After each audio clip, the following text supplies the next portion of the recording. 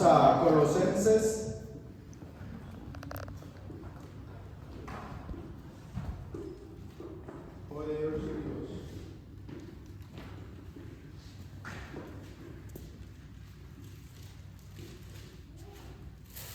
Colosenses capítulo 2.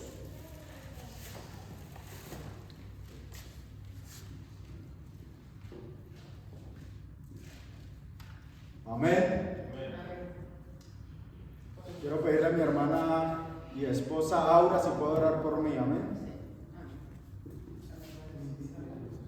Padre, te presentamos, Señor, en este momento el instrumento que llevará tu palabra, Dios eterno. Te pedimos, Padre, que te glorifiques grandemente, Señor, que esa palabra que proviene de ti, sale de tu boca, no vuelva a ti vacía, sino que, Señor, produzca su fruto como escrito está, bendito Dios. Padre, guárdale sus labios, guíalo con tu Espíritu Santo, Padre, para que tu palabra sea proclamada y caiga, Señor, en tierra buena de nuestros corazones, papá. Como decía el cántico, líbranos de toda frialdad hacia ella, Padre, porque sabemos que recibir tu palabra es recibir al mismo Cristo, que es el Verbo encarnado. Te damos gracias, Dios eterno, en el nombre de Jesús. Amén. Amén. Gloria a Dios. Colosenses capítulo 2, versículo 13 al 15. Amén. Dice: y a vosotros, estando muertos en pecados y en la incircuncisión de vuestra carne, os dio vida juntamente con él, perdonándoos todos los pecados, anulando el acta de los decretos que había contra nosotros, que nos era contraria, quitándola de en medio y clavándola en la cruz, y despojando a los principados y a las potestades, los exhibió públicamente, triunfando sobre ellos en la cruz. Amén. Pueden sentarse.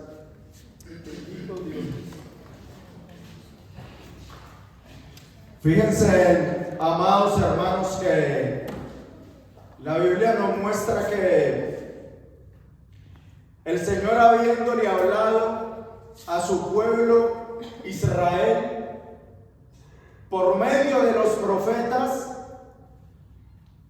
Israel no obedeció. Entonces Dios decide algo, que es mandar a su Hijo. Amén. Dice el apóstol Pablo: el que es el resplandor de su gloria. Esa palabra resplandor lo que significa es trueno o fogonazo. El que es el fogonazo de la gloria de Dios, la misma imagen de su sustancia. Es decir, usted mira un bombillo y usted no ve la fuente del bombillo, usted ve la luz que sale del bombillo. Usted mira el sol y usted no ve la fuente que hace brillar el sol, sino que ve el resplandor del sol. Ese es Cristo, la luz, el trueno de la gloria de Dios. Aquel de que Juan dice: Él era la luz del mundo, porque era la vida. Es decir, que esa luz que sale del Señor es la vida de los hombres, y esa es la luz que vino a este mundo. Amén. La palabra dice que Cristo es el que sustenta todo por el poder de su palabra. Cuando nosotros miramos, la palabra de Dios es poderosa. Fue la palabra de Dios la que mantuvo en pie, en vida, al Señor en el desierto. Amén. Fue la misma palabra de Dios la que mantuvo a sus siervos cuando hacían largos ayunos, cuando estaban en circunstancias que eran inhumanas, en pie. La ciencia dice que el hombre no es capaz de durar ayuno, en las condiciones en las que estaba Jesús, en el desierto, sin comer y sin beber agua. Por eso cuando Satanás se le aparece, le dice, la primera tentación que le hace es, si tú eres el Hijo del Hombre, convierte estas piedras en pan. Y el Señor le dice, no solo de pan vivirá el hombre, sino de toda palabra que sale de la boca de Dios. El Señor Jesús sabía que aunque no tuviera pan, que aunque no tuviera comida, que aunque no tuviera agua, tenía algo que lo sustentaba, y era la palabra de Dios, la palabra de Dios que se había dado por sus profetas, la palabra de Dios que se había dado por sus siervos, que Él iba a venir a este mundo y iba a morir a causa de nuestros pecados. Y dice la palabra que es el que sustenta todas las cosas con el poder de su palabra. Pero ¿qué es todo lo que sustenta? Los científicos le están buscando respuesta al universo. ¿Por qué? Porque el universo tiene leyes. Y entonces los científicos se preguntan, si Dios no existe, ¿quién le puso esas leyes? Esas leyes se las puso aquel que dijo sean los cielos y fueron los cielos. Aquel que dijo sea la tierra y fue la tierra. Porque el sol, usted mira el sol ahí nomás, pero el sol es el que nos brinda vitamina D a nuestro cuerpo. El sol es el encargado de que las plantas produzcan la fotosíntesis y las plantas producir oxígeno por medio de eso. Si el sol estuviera más cerca nos quemaríamos, si estuviera más lejos nos congelaríamos. La luna ayuda a controlar todas las mareas de la tierra. La luna ayuda a frenar la rotación de la tierra. Si la luna no estuviera, los días únicamente durarían entre 6 a 12 horas. El viento es el encargado de llevar el vapor de que sale del mar a tierra firme para que ese vapor se transforme en nubes y nosotros poder recibir la lluvia. El aire es el encargado de mandar la arena del desierto de Sahara a regar los grandes bosques de la tierra. O sea, a mí un ateo no me puede venir a decir que Dios no existe, porque el que está buscando la ciencia, que no encuentra respuestas a quién le puso las leyes de la tierra, se llama Jesucristo, el Hijo de Dios. Él es quien sustenta todo por el poder de su palabra. En Él subsiste todas las cosas.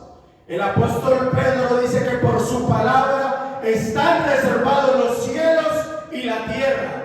Es decir, que su palabra es lo que hace que todo se mantenga en movimiento, que todo se mantenga en rotación, porque Él es el que es y Él hizo lo que existe. Y sin Él nada de lo que existe existiera.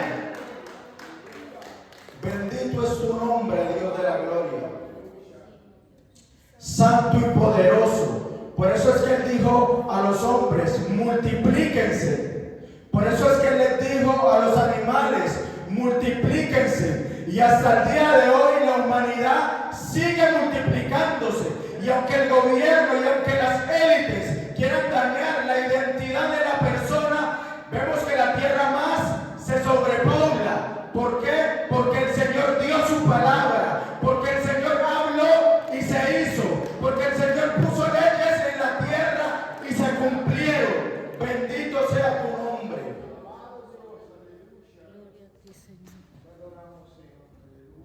Y la palabra nos muestra que ese creador, el que habló y hizo, porque Él con su palabra hace. Él no tiene necesidad de hacer algo. Él hace con su palabra. Él manda su palabra y su palabra se encarga de hacer lo que Él manda. La palabra nos muestra que Él vino a esta tierra, que se hizo menor que los ángeles. Y el apóstol Pablo dice: hagan vosotros este mismo sentir que hubo en Cristo Jesús, el cual siendo en forma de Dios, no escatimó el ser igual a Dios como cosa a que aferrarse, sino que se despojó a sí mismo, tomando forma de siervo, y estando en posición de siervo, se humilló a sí mismo. Es decir, que él vino a la tierra, se convirtió en un humano, y en un humano no quiso venir en gloria, no quiso venir como rey, no quiso venir como príncipe, no quiso venir como rico, sino que en forma de humano se humilló a sí mismo, tomando forma de siervo y haciéndose obediente hasta la muerte y muerte de cruz. Y se sujetó, el creador de todo, de los cielos, de la tierra, se sujetó a meterse en un vientre, a transformarse en un fetico, a que le creciera el dedito, a que le creciera el piecito, el pelito. Se metió en un vientre por ti y por mí. Amén. Y la palabra nos muestra que el ángel Gabriel vino a traerle esta razón a María. María concibió. Y cuando el niño nació, dice la palabra que vinieron unos magos, unos reyes del oriente, a visitar al niño. Y dice que llegaron donde Herodes. Y Herodes, un hombre sin visión. Los magos llegaron donde él. Y dice que cuando los magos llegaron donde él, la estrella se perdió de la vista de esos magos. ¿Por qué? Porque hay gente alrededor que nos nubla la vista. Hay gente a nuestro alrededor que nos tapa la visión. Por eso es que nosotros no podemos juntarnos con cualquier gente. Por eso es que nosotros tenemos que ser selectivos con quien nos juntamos. Porque la palabra nos dice que cuando Lot se apartó de Abraham, Dios le habló a Abraham. Hay personas que están a tu lado, hay personas que están a tu alrededor, que lo que están haciendo es que te están tapando la visión de Dios. Lo que están haciendo es que te están tapando la voz de Dios. Quítate del lado de todo aquel que no te edifica, de todo aquel que no te acerque a Cristo, de todo aquel que te quiere robar su bendición.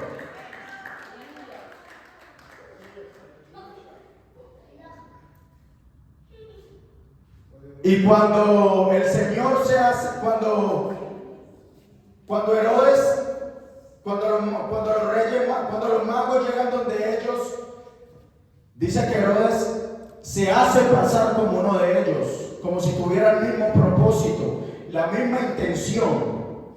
Y dice: vaya, miren dónde están y me dicen para yo ir a adorarle. Es decir, que él se estaba haciendo como si tuviera el mismo propósito de ellos, adorarle, pero su propósito era matarle. Tenemos gente que se hace pasar como si tuvieran la misma visión de nosotros, como si tuvieran el mismo propósito de nosotros, como si tuvieran el mismo llamado, como si tuvieran el mismo propósito, pero lo que quieren es matar el ministerio que Dios ha puesto en tu mano. Lo que quieren es destruir lo que Dios te ha entregado. Por eso apártate del que te aparte del Señor. Por eso ejercita tu discernimiento. Bendito es tu nombre, Dios de la gloria. Y dice que luego de esto, José bajó con el Señor Jesús a Egipto. Y luego Dios le dice que vuelvan a subir. Y ahí es donde dice la profecía: a mi hijo llamé de Egipto. Esa profecía era para Israel. Pero como Israel no la cumplió, como Israel no hizo la labor que le tocaba hacer, ahora vino a hacerla el Señor Jesús por Israel. Entonces esa profecía tiene cumplimiento en Jesús. A mi hijo llamé de Egipto, bendito es tu nombre. En él se cumple esa profecía. Y dice la palabra que el Señor Jesús creció y lo muestran a sus 12 años. Lo muestran en la sinagoga, en medio de los maestros. Y dice que los maestros estaban atónitos, estaban sorprendidos por las preguntas que el Señor Jesús les hacía. Y en ese momento nadie odiaba al Señor Jesús. En ese momento al Señor Jesús a todo el mundo le caía bien. Pero cuando el Señor Jesús creyó y comenzó a reprender el pecado de ellos y comenzó a amonestarles sus faltas, ahí fue donde le metieron el pie. Por eso usted no debe preocuparle si cuando empieza usted a madurar, la gente por la palabra que usted le habla empieza a meterle el pie. Si por usted reprenderle el pecado, la gente quiere hacerle caer. Usted debía hablar la palabra de Dios, la escuchen o no la escuchen. El Señor Jesús dijo: ay de ustedes cuando hablen bien de ustedes, porque así hicieron con los falsos profetas. Mas bienaventurados cuando por mi causa sufran vituperios, sufran persecuciones. A Jesús ni la misma familia lo apoyaba. Por eso no vemos de sus hermanos ni de sus familiares entre los discípulos, porque su propia familia no creía en él. ¿Quiénes creyeron? Los de afuera, porque ni los de su propia nación creían en él. Por eso el Señor dice: no hay profeta sin honra, sino en su propia tierra. Porque a veces los de tu misma casa son los que se van a levantar contra ti. Hay veces tus hermanos, hay veces tu mamá, hay veces tus hijos, hay veces tu papá, hay veces tu mismo esposo, tu mujer. Satanás la va a utilizar para hacerte caer. El Señor le dijo a Pedro: apártate de mí, Satanás. Porque el que tenga abierto una puerta, el diablo lo usa. Obligado el diablo lo tiene que usar para querer frenar tu ministerio, para querer frenar su propósito. El diablo lo que quería era frenar el propósito de Cristo, morir en la cruz para lograr la salvación de los hombres. Amén. Y vemos que el Señor empieza su ministerio y los de su propia nación, los que tenían que apoyarlo, eran los que estaban queriendo frenar su ministerio. Aún a los discípulos en ocasiones se les frenaba su visión. En una ocasión, una mujer derrama un perfume a los pies del Señor Jesús, y los discípulos, en vez de apoyarla por lo que estaban haciendo, lo que hicieron fue que se pusieron en contra de ella, porque no tenían su misma visión. Porque aunque estaban con Cristo, aunque estaban a su lado, tenían su mirada puesta en lo terrenal. Sin embargo, esa mujer tenía su mirada puesta en lo celestial. Y comenzaron a reprocharla, a decirle: qué desperdicio es este que tú haces. Porque la mujer le derramó un perfume caro en los pies al Señor. Y Judas, el más estafador, el más ladrón, lo más que había, le dice a ellos: hubiéramos vendido este perfume y lo hubiéramos dado a los pobres. Pero Judas lo que quería era sacar su tajada de ahí de la plata. Por eso era que les decía eso. Y el Señor lo amonesta. Y cuando el Señor lo amonesta, ahí es donde él decide ir a vender al Señor Jesús. Porque hay gente que no se le puede decir nada. Hay gente que está aquí en la iglesia, hay gente que está en sus casas porque en la iglesia les hablaron mal. Hay gente que está en sus casas porque el pastor no los saludó, porque en la iglesia antes lo miraron mal y en la calle aguantaban puñaladas, aguantaban tiros, aguantaban machetazos, pero aquí en la iglesia se quieren salir por un regaño y en la discoteca no lo miraban mal, en la discoteca no le hacían el feo, en la discoteca no peleaba y ahí estaba cada 8 días fiel, ahí estaba cada 8 días en la calle, pero en la iglesia porque lo miraron feo, porque no lo saludaron, se quieren apartar.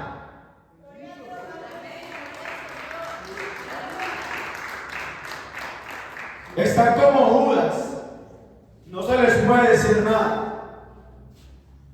El Señor le llamó la atención a Judas y Judas propuso en su corazón ir a entregarlo.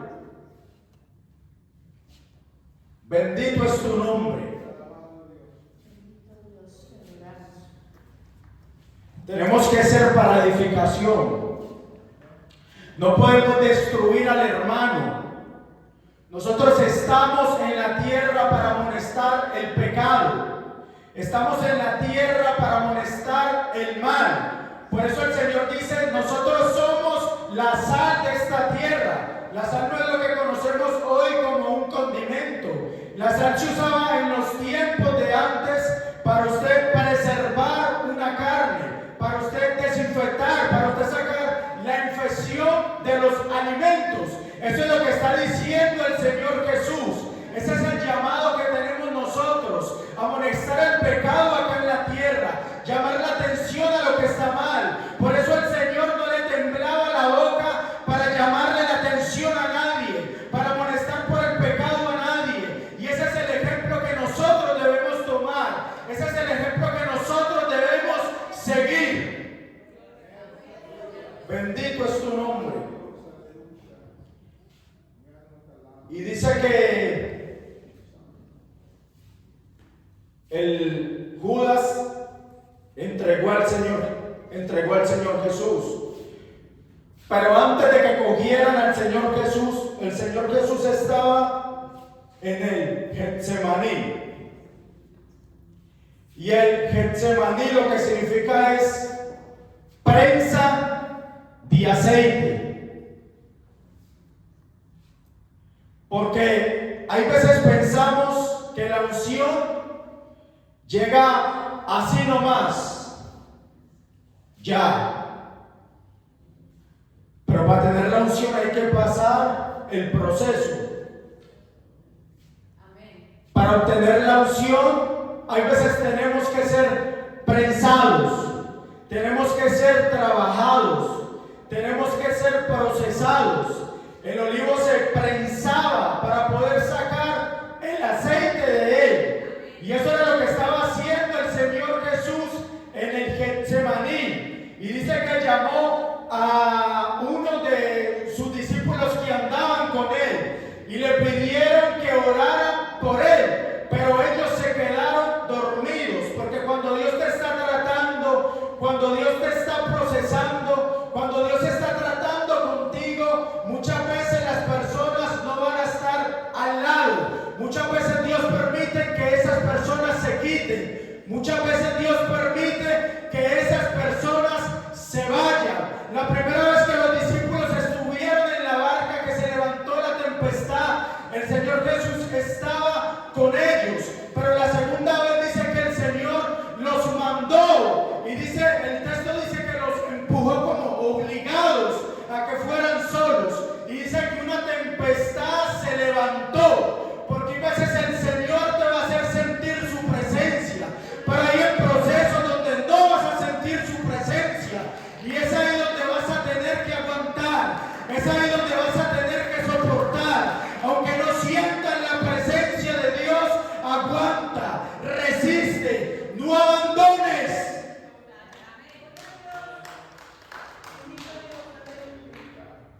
Y no podemos desviarnos de la cruz, porque la cruz es el único medio para llegar al cielo. El que quiera seguirme, niéguese a sí mismo. Tome su cruz cada día. y sígame. Nosotros no podemos desviarnos de la cruz, no podemos desviarnos del propósito, del desierto. Cuando nosotros miramos todos los hombres de Dios, desde el Antiguo Testamento hasta el Nuevo, pasaron su proceso, pasaron por el desierto, tomaron su cruz. Por eso cuando el Señor está en la cruz, le van a dar vinagre con hielo. Eso era para adormecer el dolor. Eso era un analgésico que adormecía su cuerpo, y el Señor lo rechaza y decide sufrir el dolor. Y si el Señor Jesús lo sufrió, ¿quién es usted? ¿Y quién soy yo? Para que no lo suframos, para que no tomemos nuestra cruz. Si el Señor no libró al Señor Jesús, lo va a librar a usted y lo va a librar a mí. Tenemos que tomar esa cruz. Tenemos que negarnos a nosotros mismos, porque es necesario que por muchos padecimientos entremos al reino de los cielos. Bendito es tu nombre. Y la palabra nos dice que el Señor fue crucificado. Y la Biblia nos dice que se oscureció. Nos dice la palabra. Y el Señor muere porque su misión no era solamente entrar acá a esta dimensión, a la dimensión humana, sino también era entrar a la muerte. ¿Por qué? Porque la Biblia nos dice que nosotros estábamos muertos en nuestros delitos y pecados. Es decir, que para Dios no hay necesidad de que usted muera para que usted esté muerto delante de la presencia de Dios. Bástale al hombre solamente con estar en pecados, con estar en fornicación, con estar en adulterios, con estar en borracheras, con estar en drogadicción, con estar en orgullo, para estar como si estuviera muerto delante de la presencia de Dios. La palabra nos dice que la paga al pecado es la muerte. La palabra para paga significa comprar algo, adquirir algo, especialmente de lujo. ¿Por qué? Porque el pecado es un lujo. ¿Un lujo para qué? Un lujo para la carne, un lujo para sus deseos mundanos. Aquel que peca le da un lujo a su carne, a sus concupiscencias. Pero dice la Biblia que la paga de este lujo es la muerte. Es decir, que usted por el pecado lo que obtiene es la muerte. Y nosotros no teníamos cómo pagar esa deuda de muerte. Esa deuda era impagable. Esa deuda era imperdonable. Pero la palabra nos dice que el Señor Jesús murió en la cruz. Y dice que pagó esa deuda que usted y yo teníamos. Y la palabra nos dice que el Señor anuló el acta de los decretos que nos era contraria, clavándola en la cruz. Acta de los decretos significa documento de deuda. Es decir, que cada vez que usted moría, llegaba la muerte con un documento de deuda. Porque la paga del pecado es la muerte. Es decir, que usted estaba en deuda con la muerte. Y cada vez que usted llegaba, que una persona muere, la muerte llega con el documento de deuda. Y si no está en Cristo Jesús, usted no tiene cómo pagar esa deuda. Entonces, la palabra nos dice que el Señor Jesús muere. Pero cuando el Señor Jesús muere, la muerte llega con el documento de deuda. Pero la Biblia nos dice que el Señor Jesús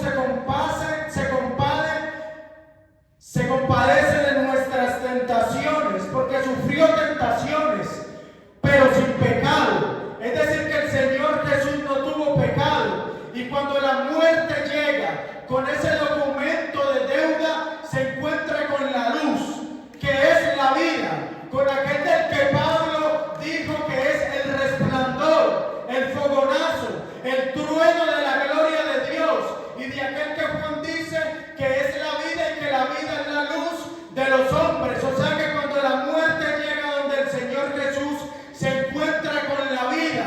Y dice la Biblia que todo estaba en oscuridad, pero cuando el Señor Jesús muere y resucita, la oscuridad de las tinieblas se encuentra con esa luz que es la vida, se encuentra con ese trueno, se encuentra con ese fogonazo de Dios. Y dice que clavó el acta de los decretos, el documento de deuda que teníamos usted y yo por nuestros pecados, ese documento que era impagable.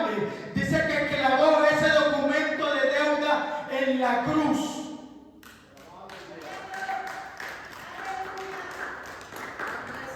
Y dice que despojó a los principados y las potestades. El Señor recuperó lo que había perdido el hombre cuando pecó en el Edén. Y dice la palabra que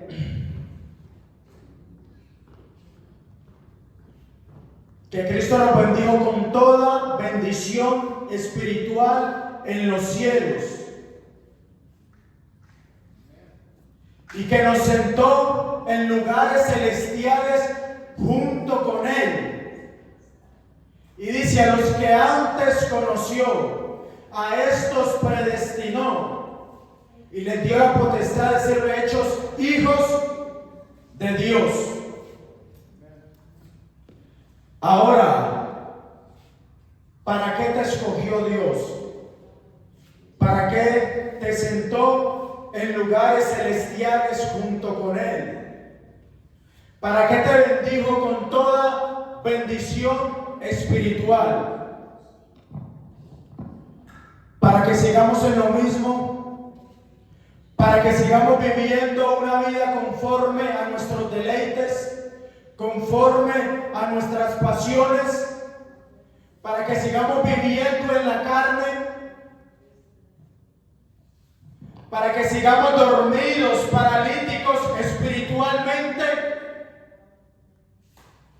La Biblia nos dice que Él nos salvó para presentarnos sin tacha y sin mancha, en santidad delante de Dios, que nos salvó para que anduviéramos en los caminos que Él predestinó de antemano para sus escogidos.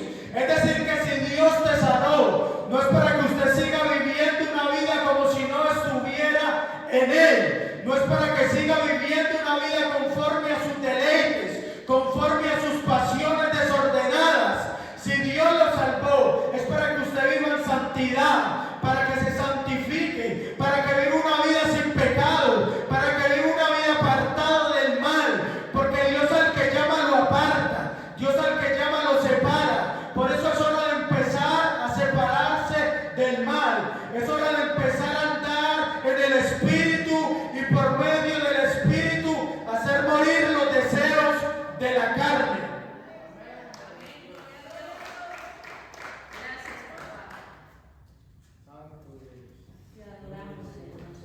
La palabra nos dice que si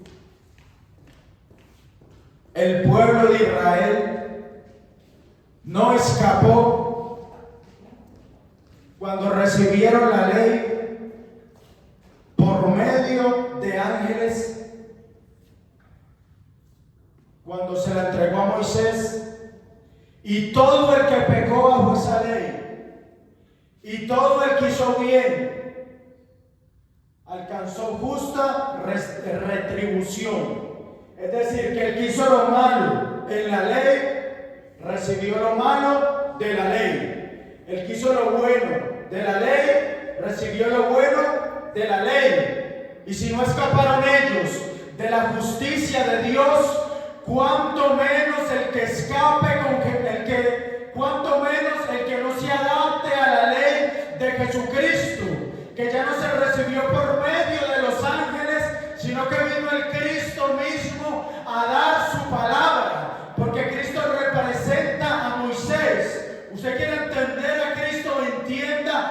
Moisés. Por eso Moisés entregó la ley en el monte. Y por eso el Señor Jesús vino en el monte a pararse y a dar sus bienaventuranzas. Y si no escaparon los que desaprobaron la ley de Moisés, mucho menos los que desaprueben las palabras de Dios.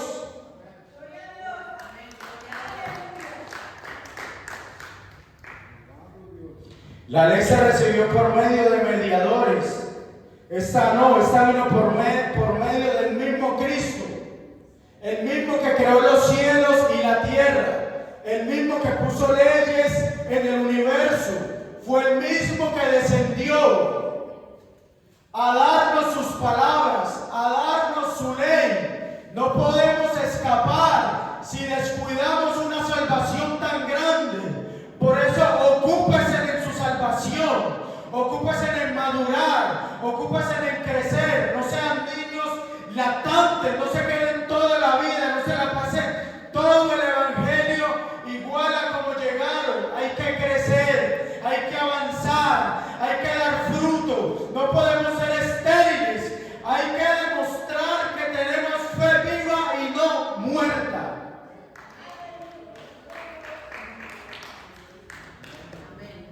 Moisés sacó a Israel de Egipto y los salvó de la mano de Faraón, del que podía destruir el cuerpo del pueblo de Israel. Sin embargo, Jesucristo no nos salvó del que puede destruir el cuerpo. Por eso Él dice: no le teman a los que pueden destruir el cuerpo, sino témanle al que puede destruir el alma. Jesucristo es como Moisés. La diferencia es que del faraón que Él vino a librarnos es del pecado, que no destruye el cuerpo sino el alma. Él lo sana a usted por su misericordia, pero Él no vino a rescatar su cuerpo. Todos los apóstoles de Cristo murieron bajo las manos de sus enemigos. El Señor lo que más le interesa es su alma. Él hace milagros por la incredulidad de las personas y por misericordia.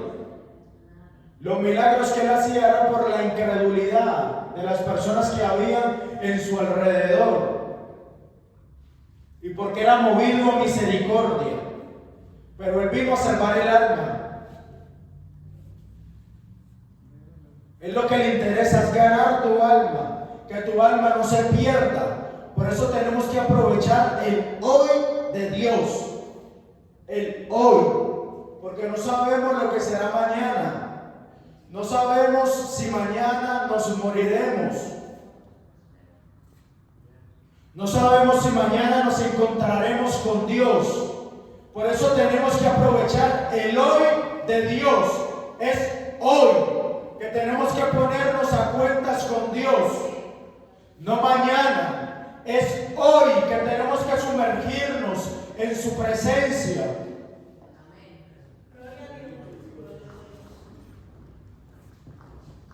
Nosotros no podemos estar aquí como si nada de nada. El evangelio de Cristo es serio.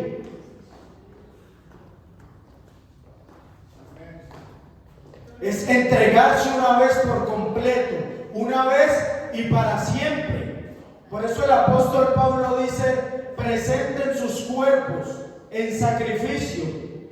La palabra presenten está en tiempo aoristo, que significa presentar una vez y para siempre, en santidad. No es que hoy yo presento mi cuerpo en santidad y mañana me tiro la inmundicia, y hoy estoy en santidad y mañana vuelvo a revolcarme en la inmundicia. Es entregar el cuerpo una vez y para siempre. Eso es lo que significa la palabra fe. La palabra fe, el Antiguo Testamento y en el Nuevo encontramos la revelación de Dios extendida.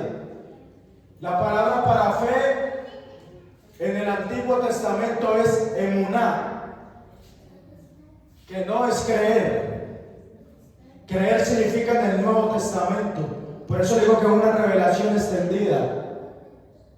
Lo que no alcanzamos a comprender en el Antiguo nos lo revela en el Nuevo. La palabra fe en el Antiguo Testamento significaba seguridad, estabilidad. Porque la verdadera fe te da seguridad, te da estabilidad. El que en verdad tiene fe está estable. No está un día vacilando en el mundo y al otro día vacilando en las cosas de Dios. No está un día vacilando en los deseos de su carne, en sus concupiscencias, revolcándose en su inmundicia. Y en la semana que viene están las cosas de Dios. Hay que entregarse una vez y para siempre. Hay que empezar a vivir una vida santa, una vida entregada a Dios.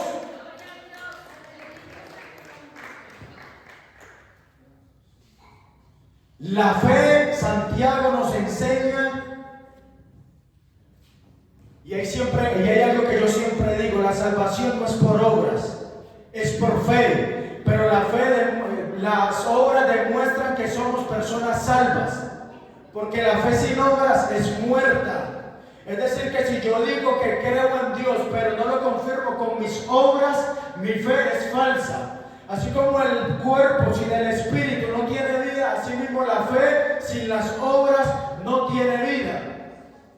Es decir, que si yo digo que tengo fe, pero no tengo obras, es una fe fingida, porque la fe se manifiesta en las obras. Abraham le creyó a Dios y le fue contada su fe por justicia. Pero dice la palabra que él creyó, y cuando creyó salió como viendo a lo desconocido. Es decir, que él creyó y las obras obraron junto con él para manifestar que su fe era verdadera. Abraham no dijo: yo creo, pero déjenme aquí tranquilito. No, Abraham creyó y avanzó hacia donde Dios le dijo que fuera. Sus obras fueron acompañadas con su fe. Entonces, demostremos nuestra fe con nuestras obras. Demostremos que somos unas personas que en verdad han recibido salvación.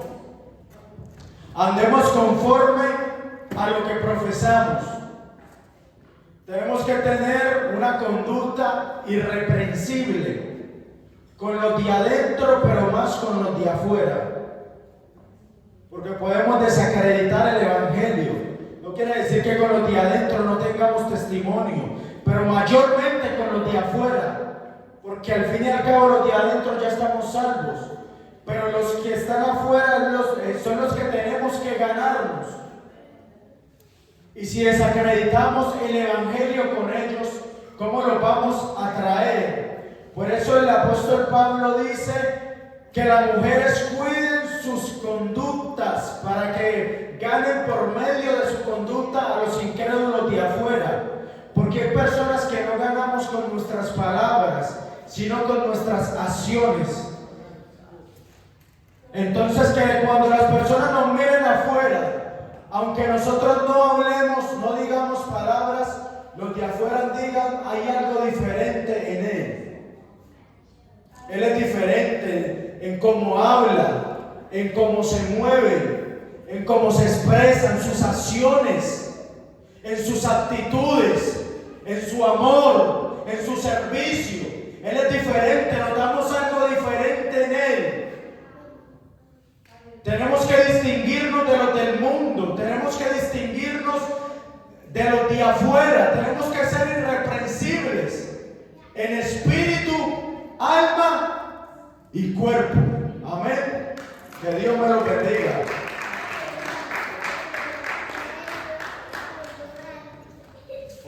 Pongámonos de pie, amén.